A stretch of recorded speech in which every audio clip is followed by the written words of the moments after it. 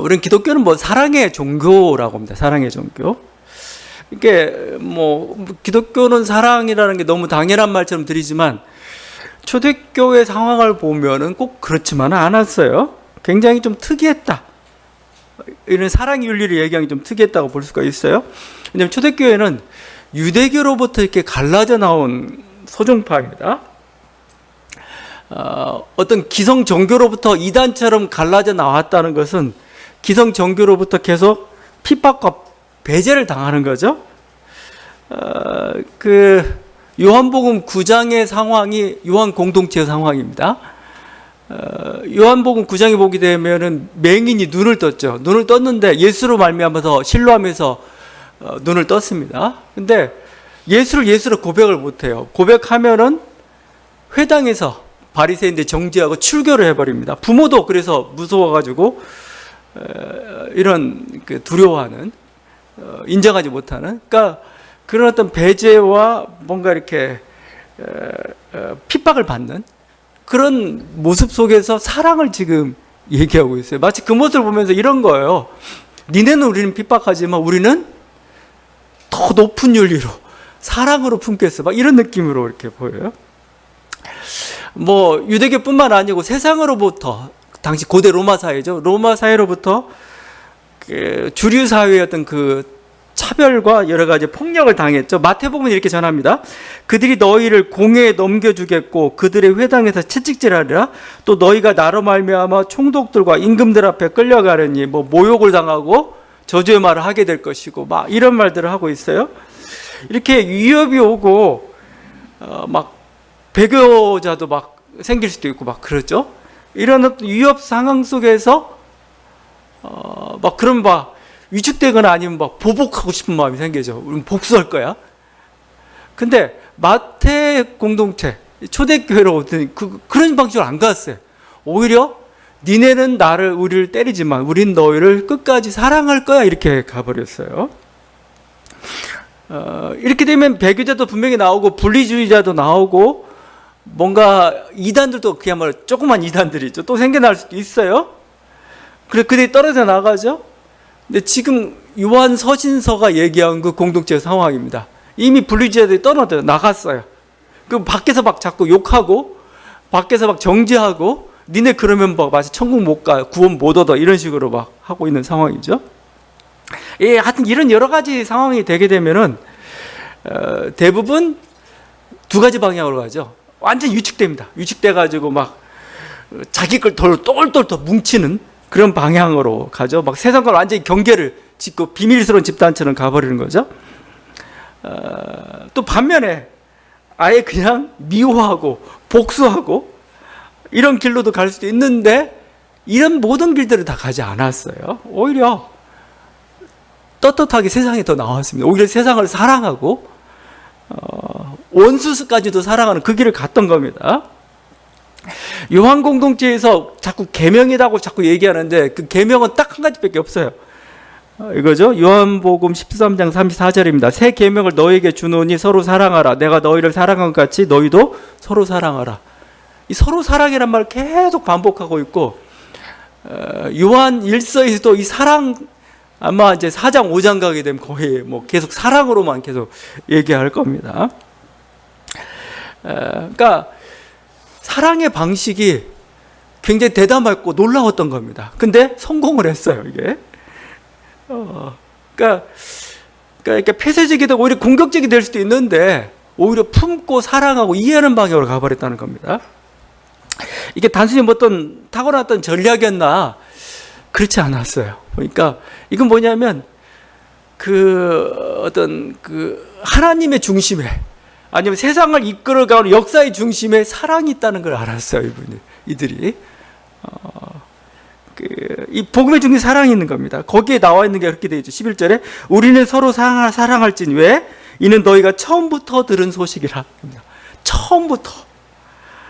16절에죠. 그가 우리를 위하여 목숨을 버리셨으니 우리가 이로써 사랑을 알고 우리도 형제들을 위하여 목숨을 버린 것이 마땅하니라. 그렇죠?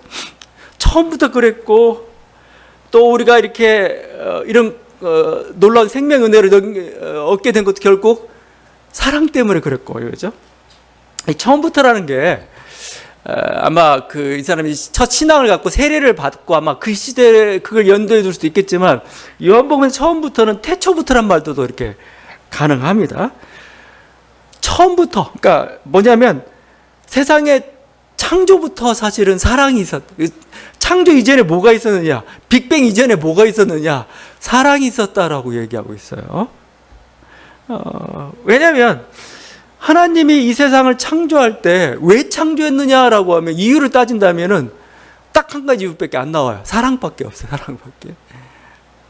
뭔가 생명이 자기 의식을 가지고 살아갈 수 있도록 그게 사랑이죠. 뭐 배려해 주는 거. 근데 무한하신 하나님이 이 일을 하기 때문에 자기는 제한을 당해요. 인간 때문에 굉장히 복잡한 일이 많이 생기고 있죠. 하나님도 스스로 자유의 구속을 당해요. 사랑은 희생을 통해서 성취되는 거죠. 그래서 결국 사랑입니다. 구약에서 하나님의 여러 모습을 딱 두 단어로 얘기하죠. 정의와 사랑으로 얘기합니다. 긍휼. 근데 결국 끝까지 가는 건 뭐냐? 긍휼이에요. 긍휼. 긍휼이 풍성하신 하나님의 사랑, 뭐 이런 식으로 표현하죠. 자비하신.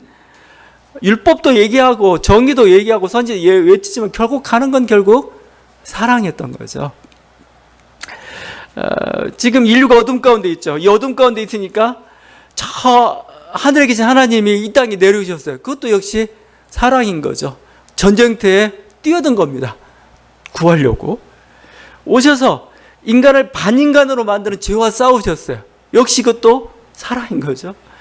결국 뭐죠? 수고하고 무거운 짐을 자기가 다 대신 짊어지고 죄 가운데 있는 그 모든 다른 인간들을 자유롭게 하셨어요. 그게 십자가의 죽음이죠. 결국 그것도 사랑이죠. 복음의 중심에는 사랑이 있습니다. 그러니까 전략적인 판단이거나 뭐 단순히 그런 게 아니고 기독교 본질이에요. 본질. 신앙의 본질이고 복음의 본질인 거죠. 그래서 이런 사랑을 알았어요. 이런 사랑을 알았으니까 뭐예요? 결국 기독교에서 그 유일하게 남아있는 결국 윤리라는 건 뭐냐? 결국 또 사랑이에요. 사랑. 세상을 사랑하는 겁니다. 형제 자매를 사랑하는 겁니다. 이게 어느 정도까지 심지어 자기 목숨을 내어놓을 정도까지라고 얘기하고 있어요. 우리가 성령으로 변화되었을 때 우리 안에 뭐가 있느냐? 하나님으로 가득 차겠죠? 하나님은 뭐예요? 사랑이에요. 사랑. 사랑으로 가득 차는 게 바로 성령 충만한 사람의 모습이라고 볼 수가 있어요. 그래서 이런 사랑을 알았기 때문에 계속 사랑 얘기를 하는 겁니다. 반면에 그럼 어둠의 중심에는 뭐가 있느냐? 어둠의 중심에는 미움이 있다라고 표현합니다. 미움입니다. 여기 15절이죠. 그 형제를 미워하는 자마다 살인하는 자니, 그죠? 이 미움이라는 겁니다. 미움. 거기 대표적인 사례로 들어준 게 가인의 예를 들고 있죠. 가인의 12절이죠. 가인같이 하지 말라. 그는 악한 자에게 속하여 그 아우를 죽였으니, 그죠? 가인이 동생 아벨을 죽였어요. 왜 죽였느냐? 미움 때문에 죽였습니다. 이 아벨이 하나님의 사랑을 받아요. 그러니까 가인이 질투심을 느낍니다. 그러니까 그 순간에 이 질투심 느끼는 순간에 이 질투를 억제할 수도 있어요. 그래서 그냥 그래, 뭔가 제가 나보다 잘했겠지, 뭔가 사연이 있겠지 하면서 받아들이면서 이해하는 방향으로 살아가는 길이 있을 수가 있습니다. 근데 그 순간에 뭐예요? 가인은 미움을 택한 겁니다. 미움을. 질투심이 났고 미워하게 되고 저놈만 없으며 이런 식 마음이 생겼고 결국은 살인으로 가버렸던 거죠. 그러니까 어떻게 보면 우리 마음은 전쟁터입니다. 전쟁터. 그러니까 막 순간순간 막 분노.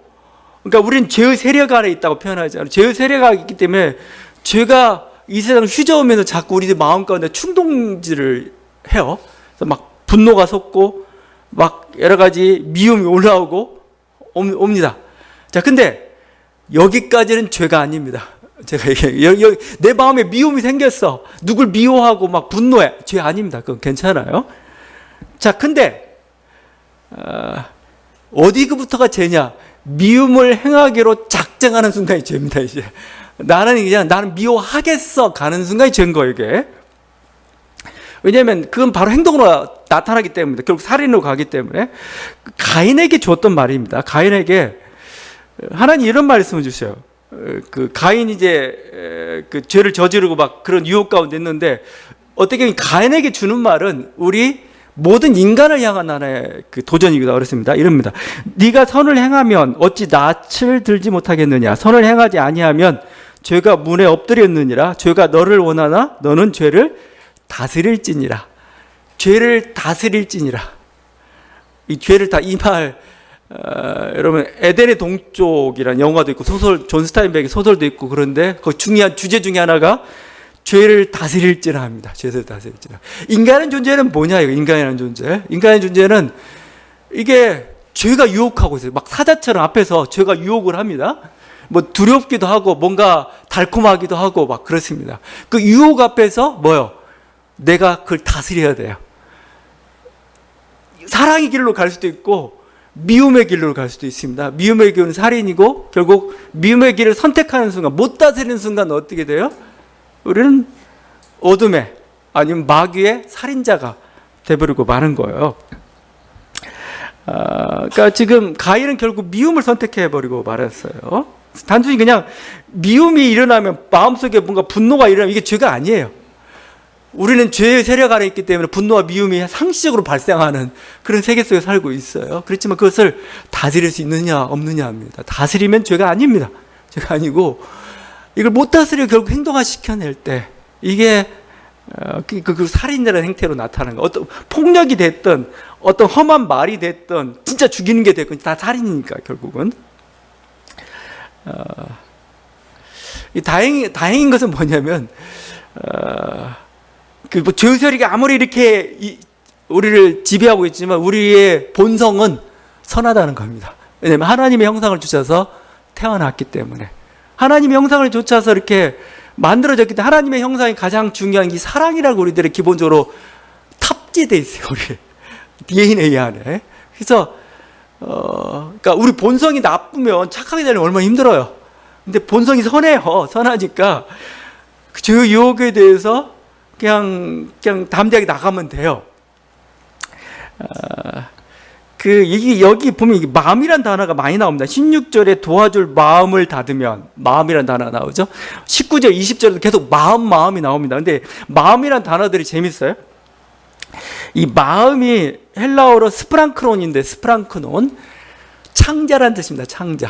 애 끓는다가 맞아요. 맞아. 그러니까 지금 인간 속에서 뭔가 배고프고 뭔가 아프고 뭔가 몸에 안 좋은 게 들어왔을 때 일어나는 반응이 창자에서 항상 일어나거든요. 근데 이 창자에서 그게 단순히 음식물 아니고, 어떤 사람을 봤을 때 뭔가 애 끓는 거, 뭔가 이렇게 탄 듯한 느낌, 공감이라고 할 수 있는 거, 이게 이 마음입니다. 마음이라는 단어, 이 단어를 쓰고 있고, 또 하나는 카르디아는 또 심장입니다. 심장을 가리킵니다. 심장이 뛰고 우리 장기와 다 하고 있습니다. 히브리어에서는 긍휼이라는 단어를 레헴이랍니다. 레헴인데 긍휼이라는 단어예요. 근데 이 단어가 자궁이라는 뜻을 가지고 있어요. 그러니까 내 안에 생명을 품고 있는 거, 이게 긍휼입니다.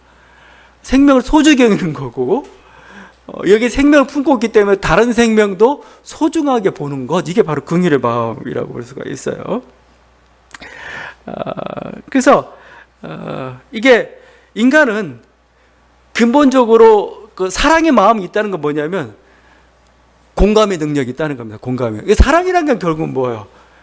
저 사람이 어떤 매력적으로 보이고 저 사람의 아픔이나 고통에 대해서 내가 불쌍히 여기는 마음이 생기는 거잖아요. 그래야 사랑이 나가는 거고. 그런데 기본적으로 우리는 공감의 능력 가지고 있어요. 맹자는 이를 측은지심이라고 하죠. 측은지심. 인간의 마음에 뭐가 있는가? 여러 가지 마음이 있지만 그 중에 하나가 측은지심이고, 이게 사랑의 발로, 인자함의 발로라고 얘기하고 있어요. 그 맹자의 말씀 제가 자주 드렸는데 다시 한번 같이 나눠볼게요. 제선왕이 있었습니다. 제선왕이 당상에 앉아 있는데 그 앞에 누가 이렇게 소를 끌고 가는데 그 제사의 밭을 소였어요. 제사의 밭에 소를 끌고 갑니다. 근데 그 소가 보니까 막 두려워가지고 바들바들 떨고 있어요. 제사장이 그 소를 봤습니다. 소를 눈을 보는 동안 너무 불쌍해 보였어요. 그래서 신하들을 이렇게 명령했습니다. 소를 살리고 대신 양을 바쳐라 라고 했어요. 그래서 양을 바쳤습니다. 근데 사람들이 나중에 말을 합니다. 뭐라고 표현하냐면은 왕이 비싼 소는 살리고 싼 양을 바쳤다고 이렇게 막 인색하다고 막 이렇게 비방합니다. 그러니까 이 말을 듣고 제선왕이 맹자한테 자문을 구해요. 내가 잘못한 거냐고 물어보니까 맹자가 이렇게 얘기합니다. 오히려 그 행위를 칭찬합니다. 칭찬하면서 이렇게 해석하였습니다. 소는 직접 보고 양은 보지 못했기 때문입니다. 군자는 금수가 살아있는 것을 보면 그 죽어가는 것을 참아 보지 못하며 그것이 애처롭게 우는 소리를 들으면 참아 그 고기를 먹지 못합니다. 그래서 군자는 주방을 멀리합니다. 소를 봤어요. 보니까 불쌍함. 왜냐면 내 심장에 내 창자가 끓어요. 저 불쌍해. 이건 당연한 반응인 겁니다. 근데 양은 못 봤어요. 못 봤으니까 넘어가는 겁니다. 그래서 군자는 뭐요? 주방을 가까이 못 해요. 생선을 못 잡아요. 고등어 대가리를 못 쳐요. 불쌍해서 산 개를 못 해요. 그러니까 아이고 불쌍해 이런 마음이 드는 거죠. 이렇게. 그러니까 인간에게는 이 본성적으로 이 측은지심을 가지고 있다는 겁니다. 그래서 사랑할 수 있고 긍휼. 근데 그래서 뭐냐면 막 생명부지의 사람일지라도 그 사람이 물에 빠졌으면 자기 목숨을 내어놓고 구해줄까 하고 뛰어들기도 하고 그렇습니다. 실제적인 거예요.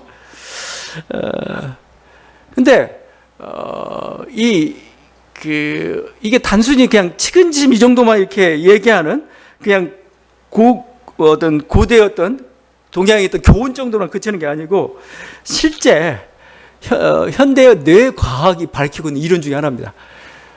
뇌과학이 발전하면서 하도 인간의 여러 가지 것들, 진화 생물학도 같이 발전하면서 인간의 모습이 총체적으로 한 규명을 할 적에는 인간의 뇌입니다. 뇌. 진화하면서 뇌가 계속 커져갔어요. 이게 뇌가 커진 중요한 기능 중에 하나가 뭘까? 기본적인 거 뭐 통제하는 건 알겠는데 그게 커진 이유 중에 하나를 사회성에서 잡거든요. 사회성에서 잡아, 사회성. 여러분, 언어라는 게 그런 거 뭐예요? 대화 능력입니다. 소통하기 위해서 필요한 게 언어예요. 서로 소통하기 위해서, 말이라는 게. 공감은 뭐예요? 타인을 수용하는 능력입니다. 타인을 수용하는 능력. 이게 사실은 사회성의 모든 게 바탕이 돼요. 얘가 적이 아니고 왼수가 아니고 뭐죠? 함께 해야 돼. 그러면 뭐죠? 뭔가 공감을 해야 돼요. 얘 아픔이 나의 아픔처럼 느껴져야 뭐죠? 야, 우리 같이 하자. 같이 하는 거죠. 이렇게.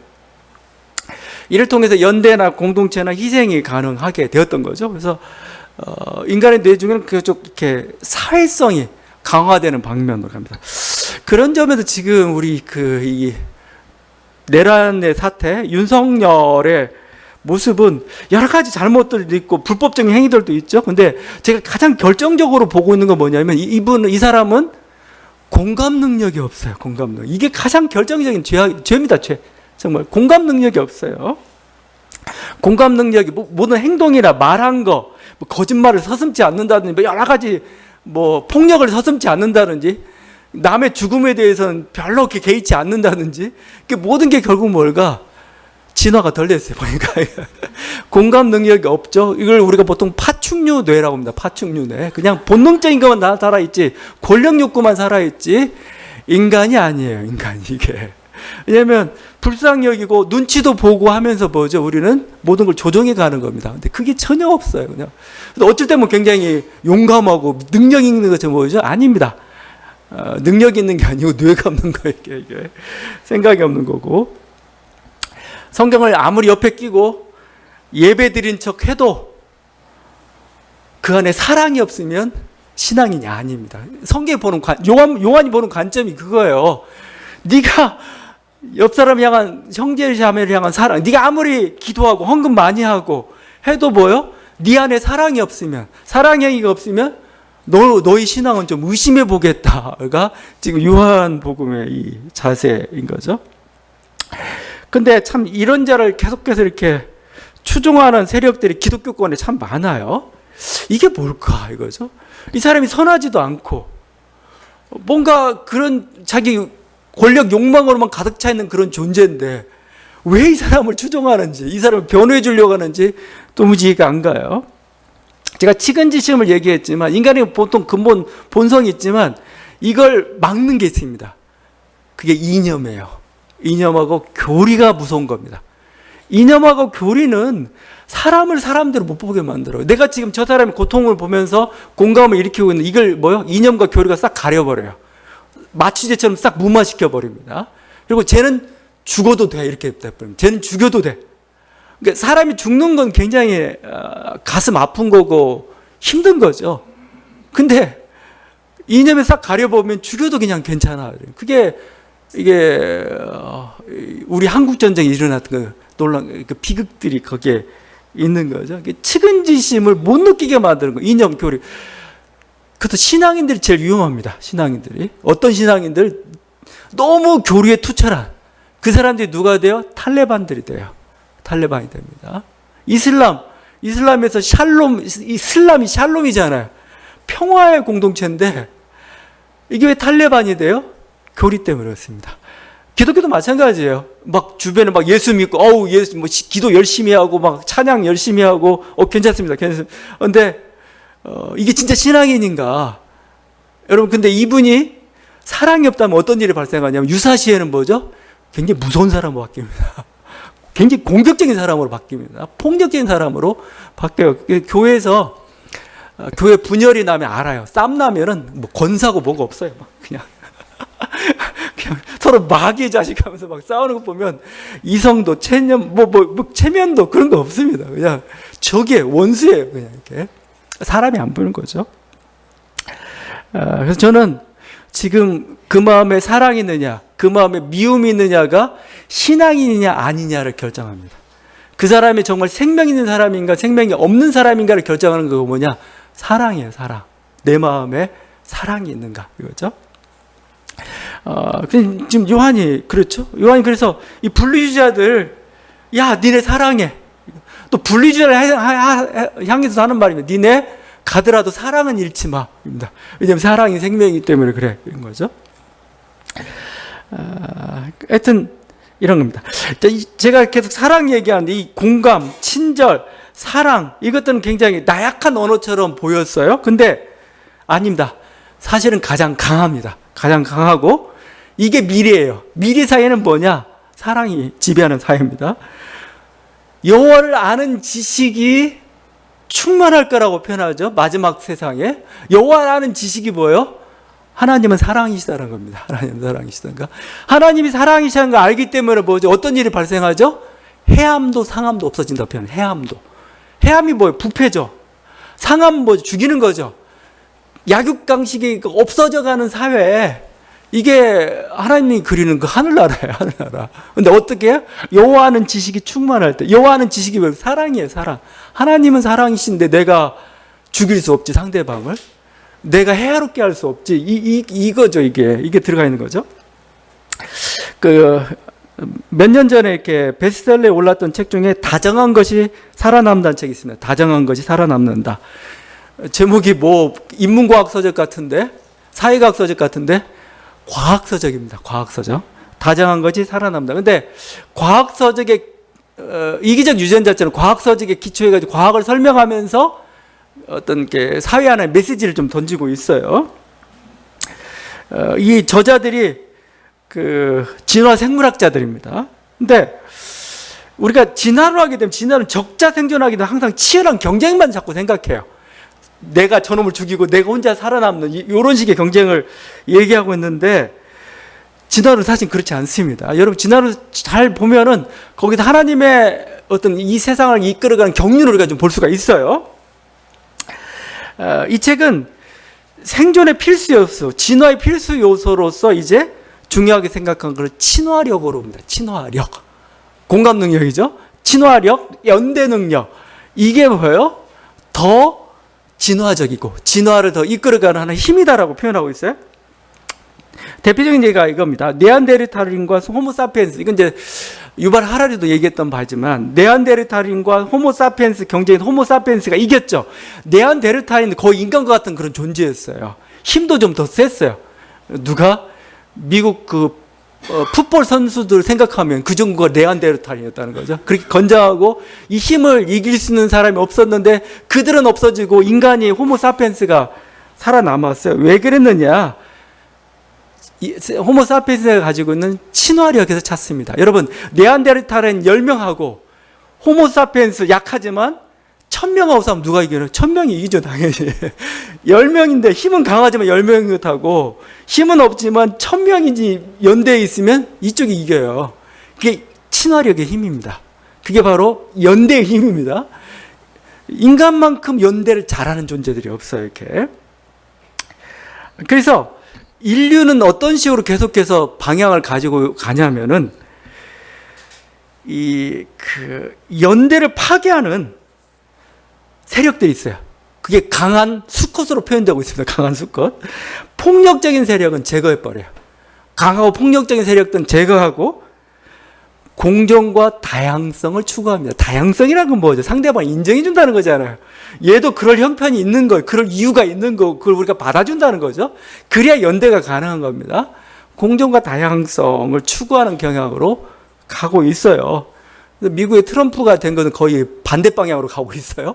강한 수컷을 하는데 그건 역사의 방향이 아니고 하나님의 뜻 지금 진행하는 그 방향이 아니기 때문에 곧 도태될 것 같아요. 그래서 트럼프도 저 하는 꼴 보니까 한 2년 내에 잘못하면 탄핵당이 생겼어요. 너무 자기 강한 것만 자꾸 주장하고 있어요. 근데 강한 건 오히려 약합니다. 오히려 폭력적인 더 약해요, 이게. 결국 민주주의라는 건 사실 하나의 문화적 하나의 친화력의 문화적 산물이라고 볼 수가 있어요. 서로를 존중해 주는 거죠. 서로의 한 표를 존중해 주는 거. 다른 어떤 조건도 따지지 않고. 복음이 그랬고 우리 초대교회가 그랬습니다. 초대교회가 결국 우리가 사랑이라고 얘기하고 있는 그 어떤 사랑이었느냐? 의인이건 죄인이건 구분하지 않는 사랑이었어요. 유대인들은 갈랐어요. 율법을 가지고 의인 죄인 나눠가지고 의인만 사랑하고 의인이건 죄인이건 다 사랑했죠. 하나님의 자녀로 품었죠. 유대인이나 이 미방인은 민족적 차별을 두지 않았죠. 모두 다 하나님의 자녀죠. 노예라는 주인과 노예라는 그 신분 차별도 없었죠. 남성이나 여성이나 성차별도 없었죠. 이 모든 것들을 품었던 그 모든 걸 존중해주고 그게 바로 사랑이라는 형태로 지금 나타나고 있고 지금 요한 공동체는 뭡니까? 심지어는 적대제나 분리해서 나간 형제 자매들도 사랑해라 이렇게까지 얘기하고 있어요. 그만큼 자신감이 있습니다. 물론 성령이 주신 하나의 생각이지만 이게 하나님의 마음이고 이게 역사의 중심에 있는 거고 역사의 미래가 바로 사랑에 있구나를 알기 때문에 그 길을 계속 갔던 겁니다. 지금 요한은 그렇게 얘기하면서 이 사랑의 길을 가라. 그래서 이 사랑이 말과 혀에 그쳐서 안 된다고 표현하죠. 사랑은 말과 혀에 그쳐서 안 되고 행동화되어야 된다. 행동화. 18절입니다. 자녀들아 우리가 말과 혀로만 사랑하지 말고 행함과 진실함으로 사랑하자.